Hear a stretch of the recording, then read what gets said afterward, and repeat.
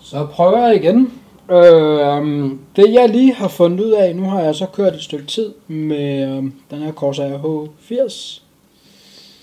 Hvis jeg starter, og lige nu der kører blæseren faktisk, eller pumpen faktisk.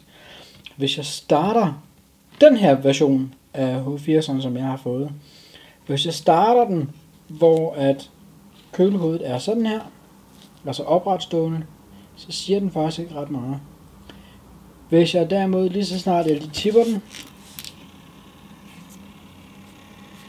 så støjer den, og så bliver den faktisk ved med at støje.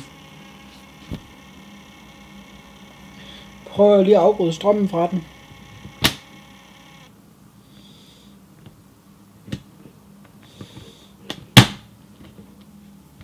Og sætter det til igen. Nu kører den, og nu kører den godt nok på mindste. Nu kører den på max.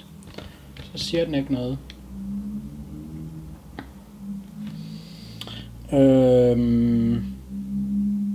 Det er lidt spændende det her.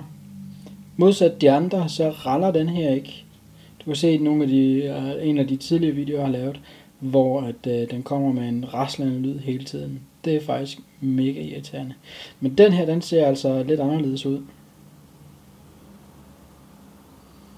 Så. Og jeg har simpelthen bare testet med et standard strømstik til. Og igen, bare lige for at demonstrere. Larme. Nu holder den ikke sin kæft mere, ligesom de tidligere modeller har gjort. Hvis jeg så afbryder den,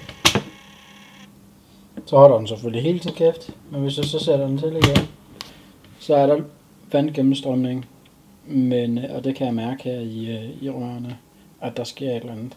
Men den siger faktisk ikke noget.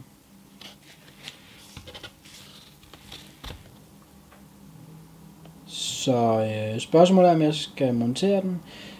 Jeg kontakter lige Webdaen, som jeg har haft fat i, for at høre, hvordan og hvorledes, hvad de siger til det.